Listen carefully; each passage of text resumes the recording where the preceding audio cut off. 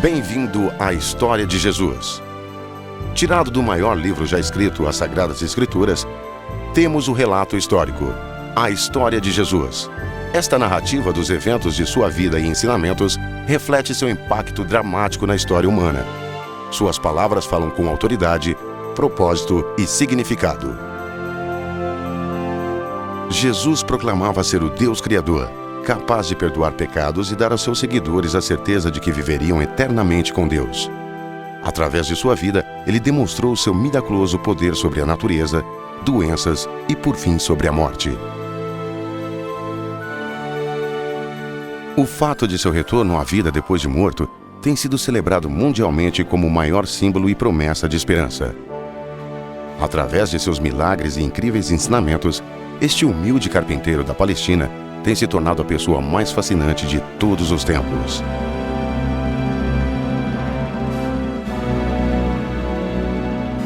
Sua história torna-se ainda mais fantástica pela maneira como começou, numa humilde manjedoura de uma vila remota, bem distante dos palácios dos poderosos impérios de sua época. E apesar de um começo tão simples, seu impacto ainda é sentido, 2000 anos mais tarde.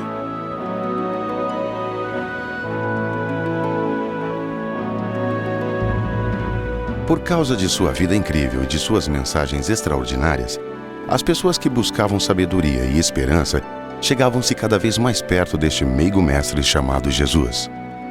Preste atenção.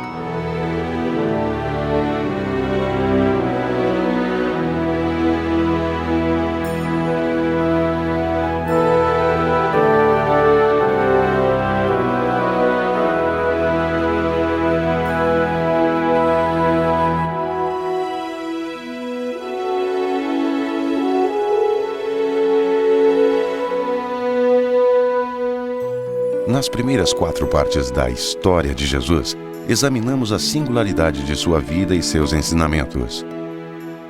Seu nascimento foi um milagre. Conhecemos o seu poder sobre a natureza quando acalmou uma tempestade. Percebemos sua compaixão quando curou um cego e ressuscitou uma menina. Ouvimos falar do seu poder sobre demônios e a rejeição das tentações do diabo. Ouvimos os seus diversos ensinamentos quando ofereceu vida eterna a todos que nele crescem e seguissem. Ele disse que veio especialmente para levar os rejeitados e marginalizados de volta para Deus. Ele disse aos seus discípulos o que cumpriria quando desse sua vida em sacrifício pelos pecados da humanidade. No episódio de hoje, Jesus prossegue em direção ao propósito pelo qual veio. Aproximando-se de Jerusalém, Jesus resolveu entrar na cidade montado no jumento. Com isto, cumpriu-se uma profecia dita 500 anos antes sobre um rei vitorioso que adentraria a cidade montado num jumentinho. As multidões cercavam Jesus. Maravilhados com a sua chegada, chamavam-no de rei. Louve ao Senhor! Ele realmente é um profeta. Mostre-nos o caminho, Senhor. Paz, honra, salve nosso rei! Alguns líderes religiosos na multidão começaram a reclamar a Jesus. Mestre, mande que seus seguidores calem a boca. Eu afirmo a vocês que se eles se calarem, até as próprias pedras começarão a gritar. Eis o nosso rei! Ele acalmou a tempestade.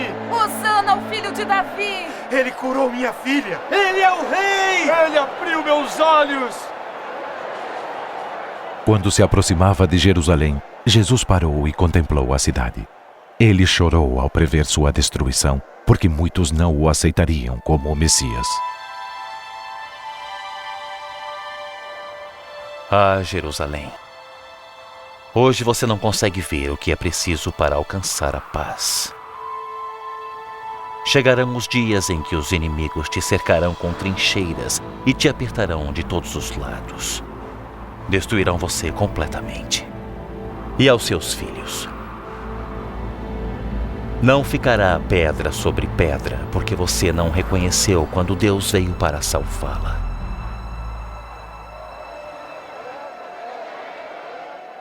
Como crescia a popularidade de Jesus, os líderes políticos e religiosos da cidade começaram a se preocupar ainda mais com seus seguidores. Eu ouvi dizer que muitos já o têm saudado como rei. Como rei? Rei de mendigos, prostitutas e ladrões. Já vi esse tipo antes. Vão, fazem pregações, vão embora e são esquecidos. Não seja cego. Os seus seguidores crescem dia a dia. O povo o admira. E acha que ele é rei. Deixe-me adverti-los. Se este homem continuar a ameaçar a paz, culparei vocês.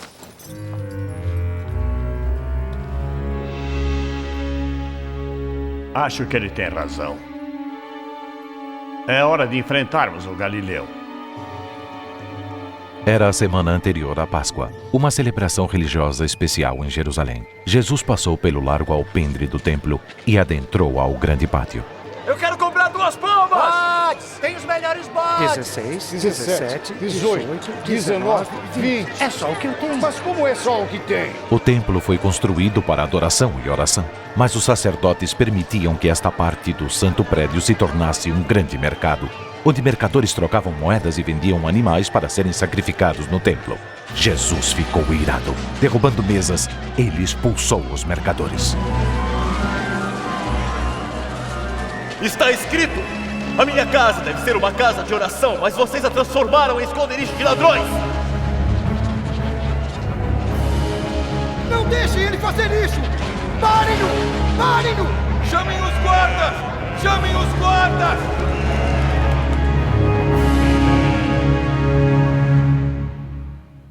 A cada dia, enquanto Jesus ensinava no templo, os sacerdotes e mestres da lei tramavam algo contra Jesus.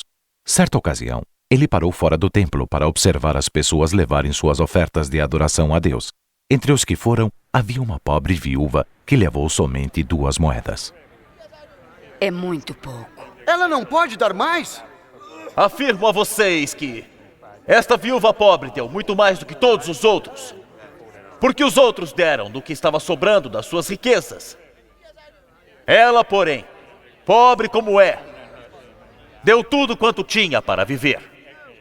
Naquele instante, um grupo de líderes religiosos se aproximou dele, desafiando o seu direito de ensinar e fazer milagres. Diga-nos, com que autoridade você faz estas coisas? Quem te deu esta autoridade? Eu também farei uma pergunta. Diga-me quem deu autoridade para João batizar, Deus ou os homens? Os líderes sussurrando discutiam entre si os feitos de João Batista. O que vamos responder? Se respondermos que foi Deus, ele vai perguntar: por que não acreditar em João? Mas se dissermos que foram os homens, a multidão vai nos apedrejar, porque eles acreditam que João era o profeta. Não sabemos quem mandou João batizar. Então eu também não digo com que autoridade faço estas coisas. Conhecendo a desonestidade dos líderes religiosos, Jesus os ignorou e passou a contar uma história. Certo homem plantou uvas em suas terras e as arrendou aos lavradores. Depois foi embora por muito tempo. Seus ouvintes conheciam muito bem esta cena. Os vinhedos cresciam nas colinas férteis rodeadas de rochas. Ricos proprietários de terras arrendavam para lavradores, sob a condição de que estes compartilhassem parte da colheita com eles. Quando chegou a época da colheita, mandou um empregado aos lavradores para receber a sua parte na colheita. Mas os lavradores bateram nele e o mandaram de volta sem nada. Então ele mandou outro empregado, mas também bateram nele e o trataram de modo vergonhoso e o mandaram embora sem nada. Diga mais, Senhor. Ele enviou um terceiro empregado, mas os lavradores também o machucaram e os expulsaram. Aí o dono da plantação pensou: o que vou fazer? Vou mandar meu filho querido. Sei que eles vão respeitá-lo. Mas quando os lavradores viram o filho, disseram: este é o filho do dono. Vamos matá-lo e a plantação será nossa. Jogaram o filho fora da plantação e o mataram. O que é que o dono da plantação vai fazer com os lavradores? Ele virá, matará aqueles homens e dará a plantação a outros. Prendam! Alguns líderes religiosos queriam prender a Jesus ali mesmo, pois perceberam que Jesus havia contado aquela história contra eles. Todavia, temiam a sua popularidade. Então, ao invés disso, decidiram pegá-lo em uma armadilha. Mestre, sabemos que aquilo que o senhor fala e ensina é certo. Sabemos também que não julga os outros pela aparência, mas ensina a verdade sobre a vontade de Deus para o homem. Diga-nos, não é contra a nossa lei sermos obrigados a pagar impostos ao imperador romano? A maioria dos judeus odiava os governadores de Roma que dominavam suas cidades. Eles acreditavam que dar dinheiro a César era contra as suas leis religiosas. E se Jesus apoiasse esta atitude popular, poderia ser acusado de rebelião contra o governo e ser entregue às autoridades romanas. Mas Jesus rapidamente respondeu: Cuidado, senhor! Pode ser uma armadilha! Dê-me uma moeda. De quem são o nome e a cara desta moeda? De César! Então deem a César aquilo que é de César, e a Deus aquilo que é de Deus. Como vai responder a isso?